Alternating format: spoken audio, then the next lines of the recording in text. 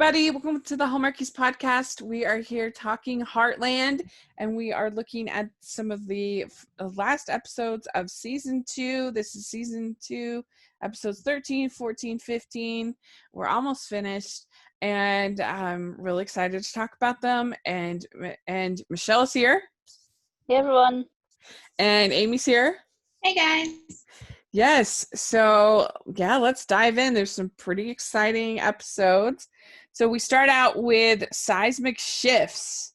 And this episode is basically about Lou is chatting with this guy named Peter. But she also is getting involved with this campaign against Bedford Oil, that they are doing these testing of the ground, and they're tearing down fences and violating land and all kinds of nonsense. There's also these supposed fishermen who are staying at the cabin, and then it turns out that they are working for the Bedford Oil, and then there's also a horse at the ranch named Acorn, who is very, very sensitive to noise, and that Amy's working with. So, Michelle, overall, what did you think about this episode? I kind of struggled with this episode.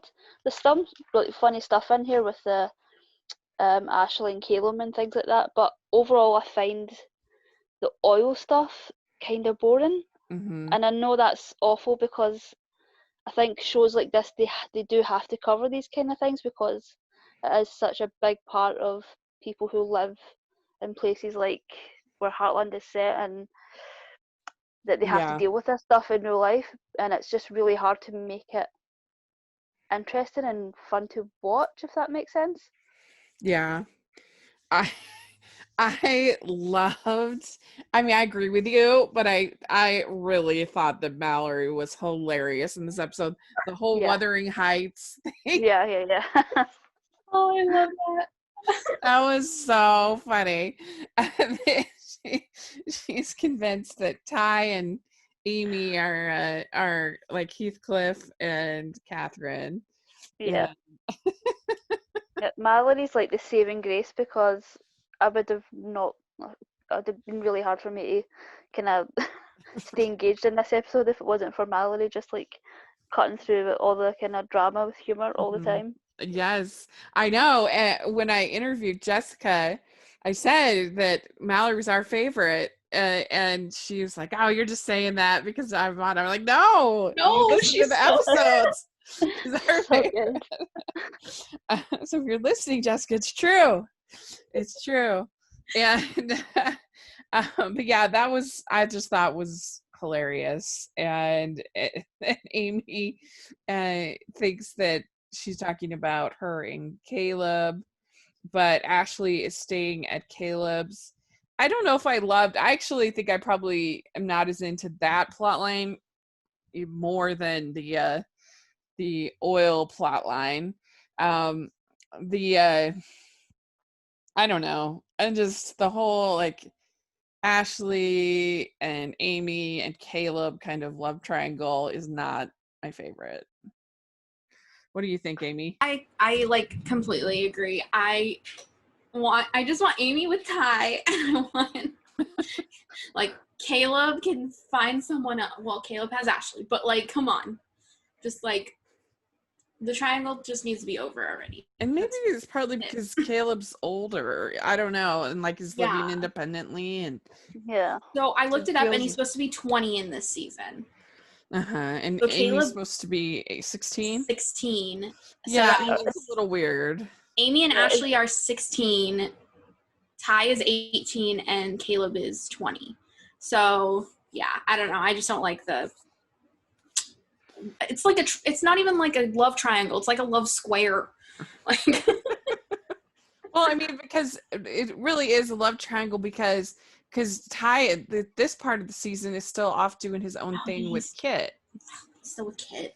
So So, yeah, and I don't know. I'm just not feeling the whole thing with Ashley rebelling from her mom and staying with Caleb, and him being forced to sleep outside and in the car and stuff. Like, I don't know. I mean, I guess give him points for that, but it seems a little Yeah. unrealistic, I guess, that somebody would really do that for somebody that's just a friend. That you'd give up your Yeah. whole entire sleeping situation. Yeah, I know. I don't understand why she didn't go back to Heartland. Mm-hmm. Like, they could have found a place for her to stay rather than living in the trailer. But yeah, or I mean, does she? It seems like she would have some kind of friends, some kind somewhere. There'd be some other situation beside having to take over somebody's house. That seems weird to me. She never asked to like sleep on Soraya's couch or something. Like, I mean, there's other people that she knows. Yeah. Yeah. Our horse is at Heartland as well. That's why I'm like, why did she just go there? Yeah, you think that she could probably work something out, stay in one of the cabins or something. I don't know. I'm not loving that, but I liked when Mallory says, "Wuthering Heights has taught me a lot. If you don't let it all out, you just end up miserable, haunting houses like Catherine and Heathcliff."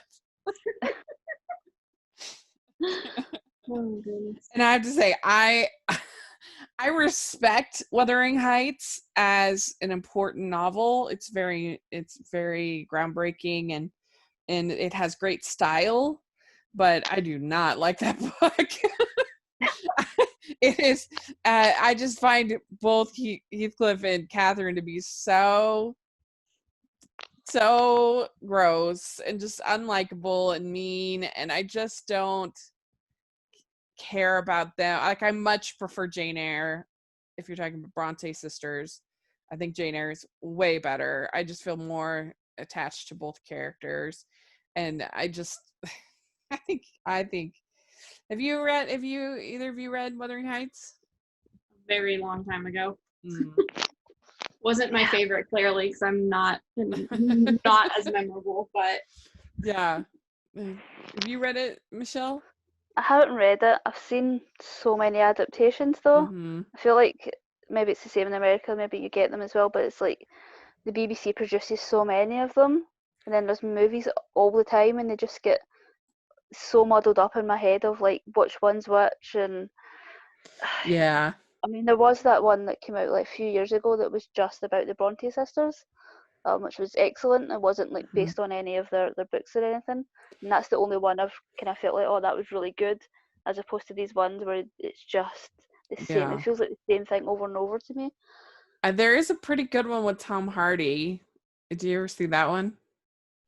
Wuthering Heights with Tom Hardy. Yeah, I think I did. Yeah, it's pretty good. He definitely gets that smolder down pretty well. But anyway, yeah, it's just it's a classic though, and it definitely inspired Mallory here. Yeah. So you have a little bit of conflict between Tim and Lou, where Tim basically says like working on the oil rig saved his life, and that he'd let them use his land if they offered. He's down to only 2 Longhorns, and then Lou is very upset about it, and so yeah, I thought that could be an interesting dynamic between the two of them. Yeah, definitely. So we have this P.W. Morris, and of course you all must have known immediately that this was Peter, like obviously. And it's Gabriel Hogan, who we know from many Hallmark films. He's been in Hallmark movies? Oh yeah, I didn't recognize him. I didn't recognize him. Yeah, he was in 2 different movies with Alicia Witt. He was in Christmas at Cartwright's and he was in the Christmas List, which I think is actually quite underrated, and I really like it. Don't think I've But seen those ones. Yeah, and those were pre me covering stuff for the podcast. yeah, check out the Christmas List. It's really well written. I like it, and yeah, he's in that. He's also in, I think if it's Cedar Cove or it's one of the shows he's in, and his He was parents. in Murder, She Baked. Okay, his parents have both been in Hallmark movies. His mom's particularly in a lot, and including in The Christmas List, she's in that, playing his mother, which is kind of fun. And they recently, his father had a brain tumor or something like that, and there's a GoFundMe because he's in the hospital and everything. So so Gabriel Hogan. And what do you think about him and Lou? Do you think they have good chemistry? I don't know. He's very straightforward and like paint by numbers. I hope he gets more interesting, and I'll leave it at that. What do you think, Amy? There's good and there's bad about Peter. That's the thing. Like, from at this point right here, I'm like, oh, this probably isn't a great idea. But I know, since I've seen the whole show, like, I know as he develops, like, there's parts where like you kind of like him and then you don't like him, and it's just like, I don't know. I'm always conflicted about Peter. Like, I just don't. He's not my favorite, but also like I don't hate him. Like, he's a conflicting character for me. Do you know when Lou says, she's always talking about, we got to talk to the MLA? What is the MLA? Members of the Legislative Assembly is what MLA stands for in Alberta. Okay. So it's basically saying calling your representatives is not. Okay. I wondered about that. Well, yeah, Lou gives her big speech that after P.W. Morris speaks, and Lou says, "Do we look naive to you? We cannot allow ourselves to be bought." So this is kind of a big save the farm kind of plot line going on this season. And it is a real, as you said, Michelle, it is a real issue, and it's a real thing that's happening. I kind of feel like they've forgotten about the, as I called them, the cow burglars. They forgot about them awfully quickly. Aren't they going to be looking for them and trying to find them and everything? Yeah, it comes back in later on, I think next season, but interesting. Yeah. All right. Well, and we get so they end up meeting, and we find out that not only is PW Peter, but that also he's not just representing the oil company, he is the oil company. He owns it. Oh my gosh. Oh my god. Yeah.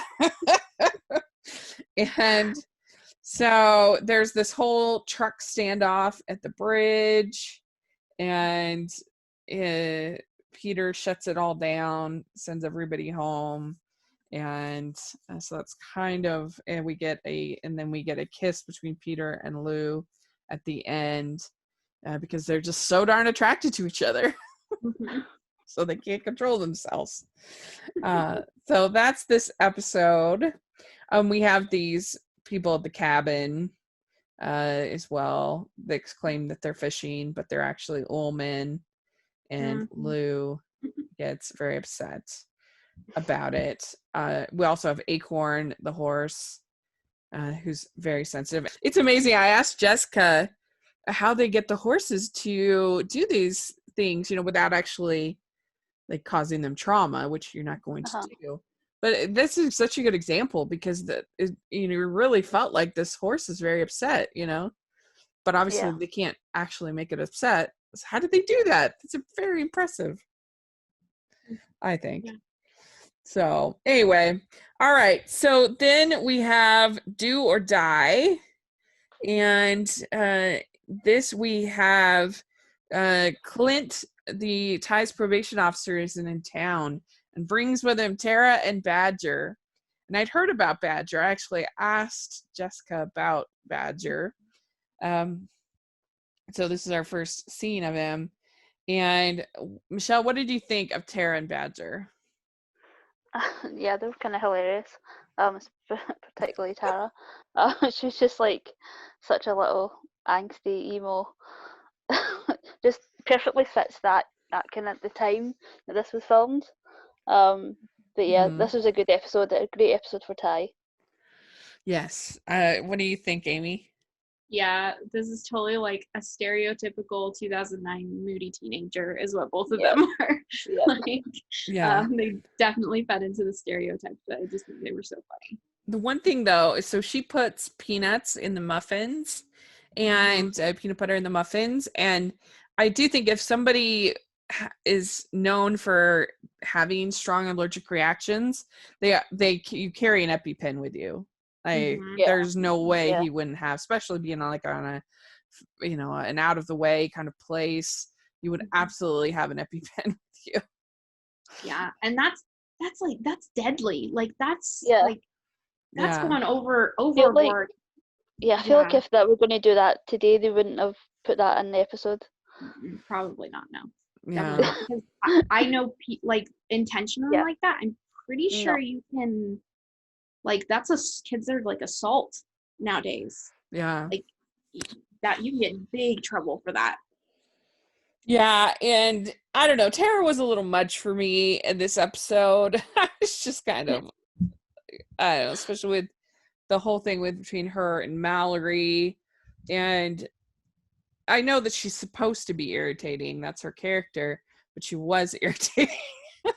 So I was just kind of like, and then Badger's just really quiet, and Mallory gives Badger kind of lessons on the horses, and but Tara is just being the worst, and she doesn't want to learn.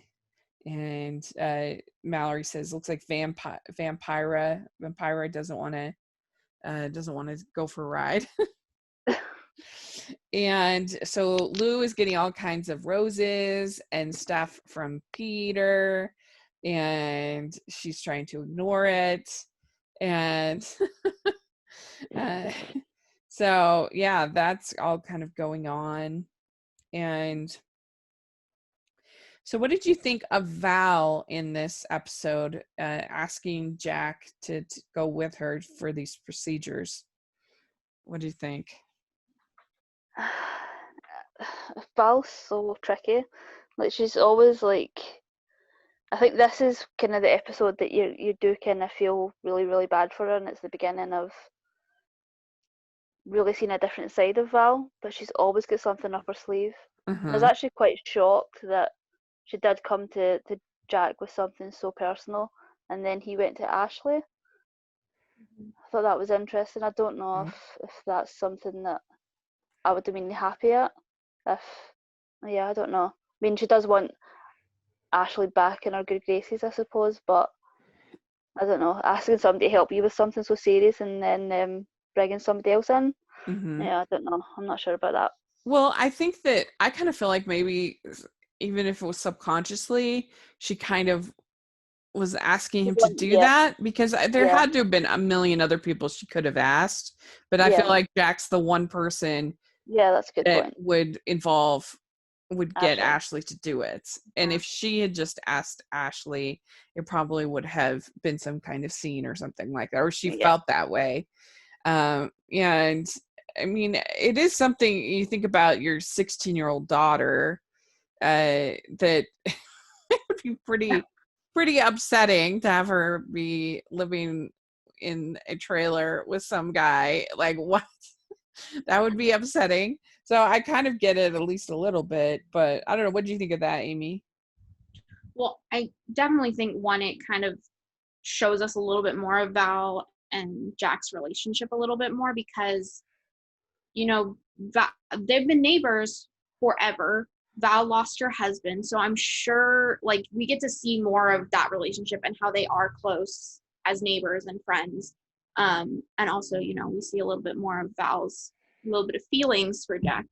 But yeah, I agree. I think she asked Jack because she knows how Jack is, and she know how Jack is like, he's very much family oriented. So like if something like this was happening to him, he probably also wants someone to tell the girls to be there. Definitely. So yeah. Yeah. So it was a good moment. I mean, we're obviously concerned. She's having these tests. We don't know what the tests are. So yeah, we do get Lou. How many times is she gonna spill coffee on Peter? We're up to what, 2-3 times? Oh. I think it's not super hot. I mean, you'd be little third degree burns, all in the name of love, I guess, right? Yep. And I liked Mallory when she talks to Tara, and she's like, just so you know, you're not the only one with problems, and that, you know, my life isn't perfect or anything, and this is the only one here that's happy to see me is Copper. I thought that was kind of sad, but Yeah, it's actually something I've been thinking about in terms of Mallory. Since the show started, our parents have left her an awful lot, and I know they're doing it for their family and our dad's career, but it must affect Mallory quite a bit because she has spent probably 80% of the show at this point staying at Heartland. Yeah, the whole summer. Yeah. And then sometime before that. I mean, she has her own bed and own area, own room area. Yeah. So that's, you know, that's saying something. And I'm sure she has this, though, because her parents keep leaving, like this uncertainty in the back of her head of when are other people going to want me to leave type of thing. And I think that's where a lot of this comes from. Like, yeah. Well, so Badger, he gets angry and he lets the horses go. And so that's obviously upsetting. But then they have him like literally almost assault Ty with this giant hook. And I was just kind of like, whoa, we've taken it up a notch here. He almost kills him. I mean, really, if he'd gotten what he wanted to do. So that was crazy. And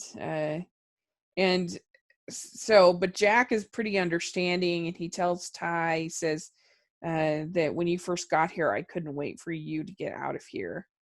So are we to assume that Heartland has been doing this for a while in helping people on probation? So the only other person I know of before this was Scott, that Amy's mom had brought in Scott when Lou was a teenager. Oh, okay. Other than that, I mean, I watched the whole show. I don't hear, there's no other mention of Amy's mom bringing in any other troubled teens. So, yeah. And so then you have, finally, Mallory gets Tara to go out on Copper, and so that's finally she's starting to melt a little bit. And Mallory ends up looking like she rated a Hot Topic, so. Yes. So so all of a sudden they're becoming BFFs, and you have the goth Mallory. What do you think, Michelle, of goth Mallory? That's so funny. It's not even the fact that she dressed up, it's that her whole attitude changed. Yeah, right. She even dyes her hair and stuff. I mean, it's intense. That's commitment. Yeah, that's right. Ty is working on is he doing his GED?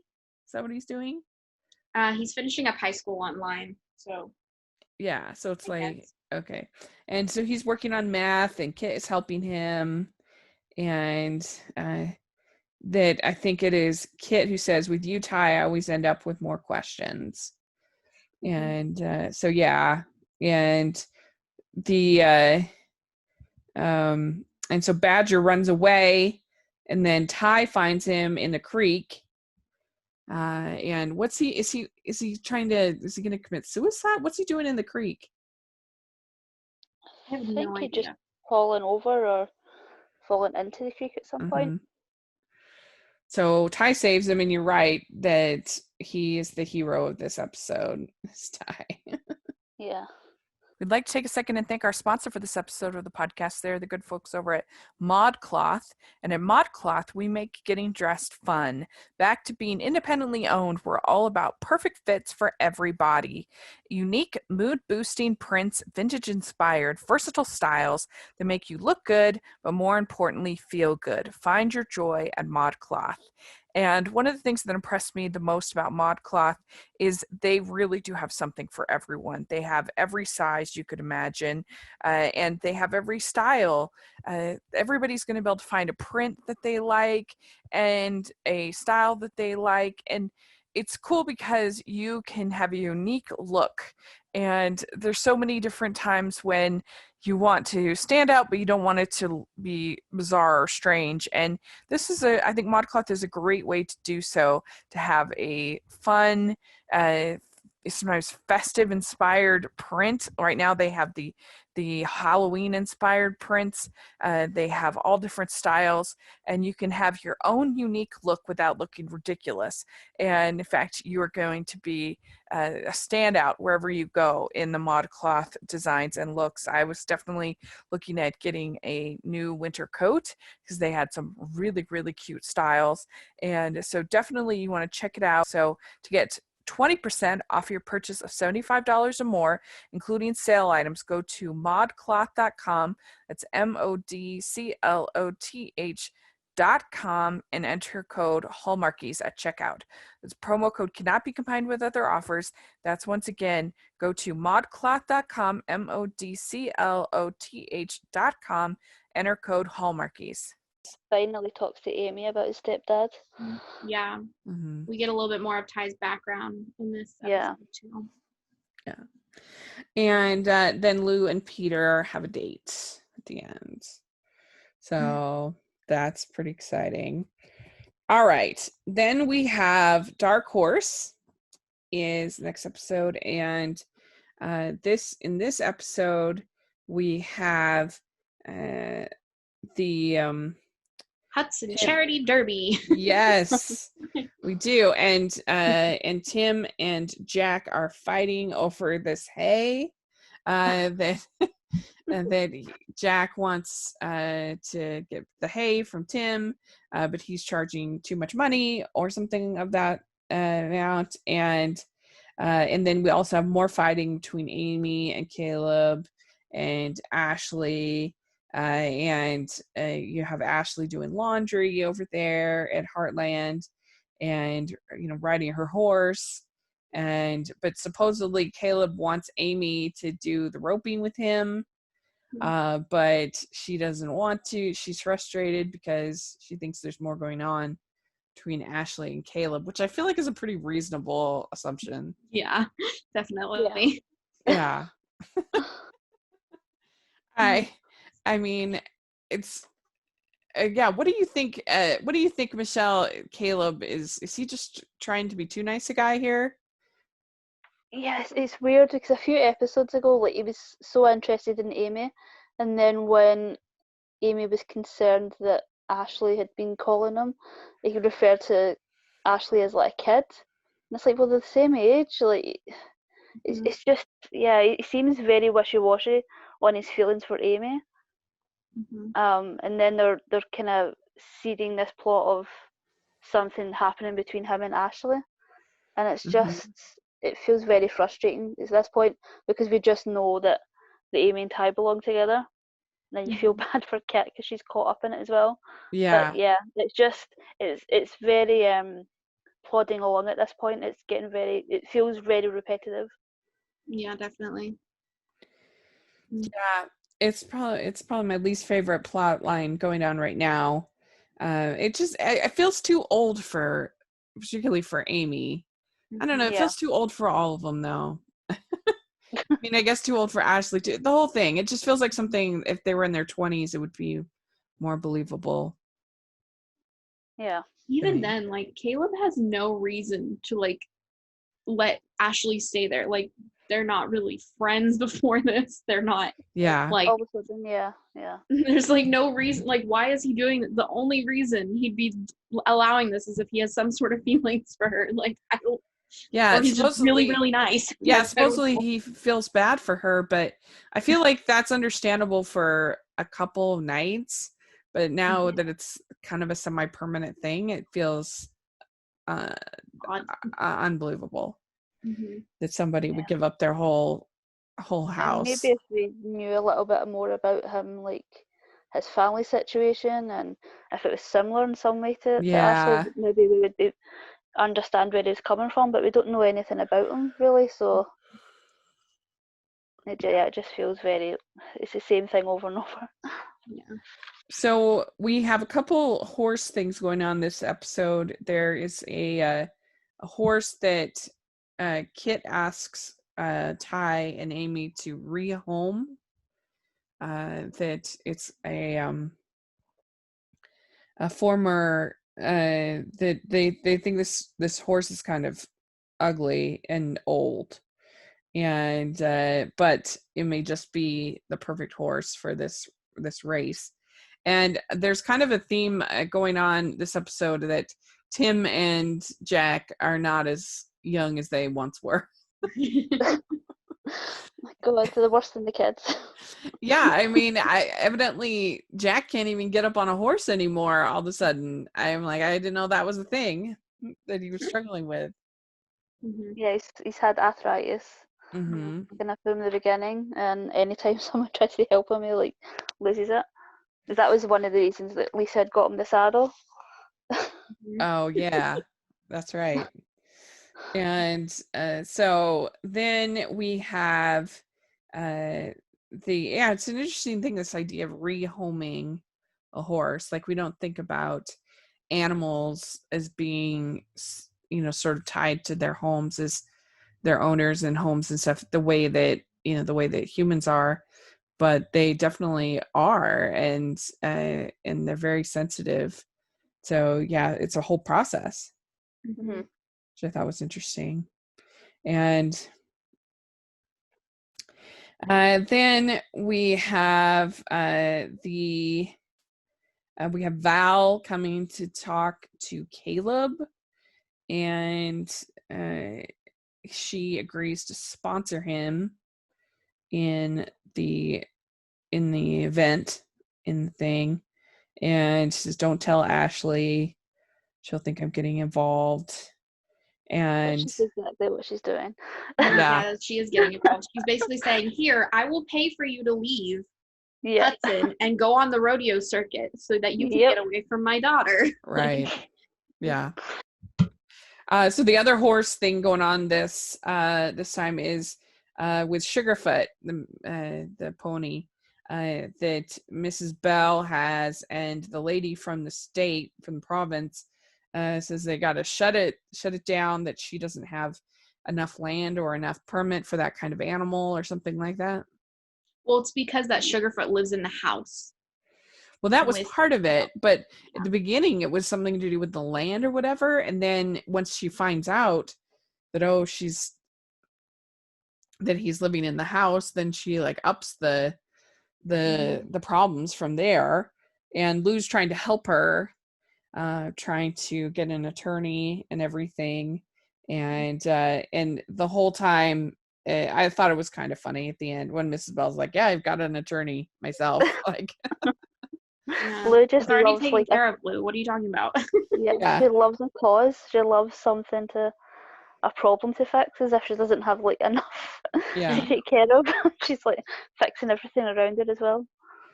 Mm-hmm. And yeah, so Lou decides to host the Hudson Charity Derby, and this is something that this race is something that Jack and Tim are very bitter about, that what had happened, and Tim beat Jack in the original, but Jack thinks he cheated. Mm-hmm. Yeah. So I like he the went two off of them. course or something like that. Yeah, he said he disappeared and then appeared in front of him. Yeah. And so you have Tim's shoulder, Jack's knees, both too stubborn for their own good. You also have Lou getting on television, and it's so funny to me when you have somebody get on local television, because I hardly ever watch local news at all, but it's like, so you think, why would I care if somebody's on television? I don't watch it, but it's so exciting. It's like, oh, look, they're on the news. Like, I might actually get to be on to talk Hallmarkies on the local news coming up, and it's very exciting. It is. Yeah. It's a cool very opportunity. And so Amy decides she's not going to do the roping with Caleb, and so that makes Caleb upset, and they go back and forth, and the Kit's horse is a thoroughbred, and I guess they tattoo on the tongue of the mouth of the thoroughbreds. So I think that's a racehorse thing that they do, so that they have their number, I believe, that you can look up, and then it'll show what races they were in and what they've won and stuff like that. Mm-hmm. Oh. Yeah, so that was interesting. I never heard of that. So obviously Kit got this horse from, once she bought this horse, she didn't buy this horse knowing that he was actually a racehorse. So yeah, and so Amy is struggling with school, and I kind of almost feel like at this point she should just do homeschool, because she is so busy in all her commitments that she just needs the more flexibility of homeschool, I think. She shouldn't even try to do public school. But yeah. But yeah, and so that's stressful, dealing with her dad and Ty and Kit and everything. And so she cancels the roping, and then Ty cancels on Kit on their things, and starts to be, they're not as lovey-dovey as they once were. So let me see what happens there. And so then at one point the horse kind of races off with Jack, and he says, "This guy's our secret weapon." So he's very excited. And I like the competitiveness between Tim and Jack. It's fun. And and so Amy tells Jack that she's helping her with her dad, and Jack says Tim Fleming needs all the help he can get. Oh, they're so competitive. I know. Yeah. Oh God, it's funny. And so then we have Ty that is on Jack's horse and Amy on Tim's horse. That's how they're able to. And there's this whole betting on the race to try to earn money for Mrs. Bell and for against the oil people. And that lady was quite a stick in the mud. The bylaw lady. Right. Like, calm down. And so then Val agrees to sponsor Caleb, and Tim and Jack tie, and Scott wins the whole race, which was kind of funny. Go Scott. Yeah. I'm glad He Scott deserved won. it. Yeah, me too. And we get Jack and Tim talking, and Jack says, "You were like a son to me until you broke her heart, and it all went south." So there's a little bit of background, obviously, on that. Yeah. And that's so hard. I mean, I'm lucky. I have not had to deal with much divorce in my family or in my life. But I think it would be really hard because, I have a relationship, with my in-laws, and if one of my siblings were to my sister-in-law or brother-in-law, if they were to get divorced, like that would be hard for the whole family, not just for the couple, because you build these relationships, and then I don't know. I kind of get it. I can see it, why that would make you, especially your only daughter. It would be pretty upsetting. So there we go. That's basically the episode. And so we've got one more episode. Is that right? Yep. One more to go. Yep. One more. So we will do the season. So we will have the season finale next week, and then we'll take the hiatus, and we will start covering Heartland again after the Christmas season is over. And so that will be really fun. But let us know what you think of these 3 episodes. And Amy, how can people find you? You can find me on YouTube, Instagram, and Twitter at It's Amy Craig. Great. And Michelle? At Michelle R. Benson on Twitter. Great. And you can find me at Rachel's Reviews, all of our social media, iTunes, YouTube, and on Rotten Tomatoes. So please check all of that out. And make sure you listen to our interview with Jessica. It was really fun. I really enjoyed talking with her and got some fun behind the scenes details from her. So make sure to check that out.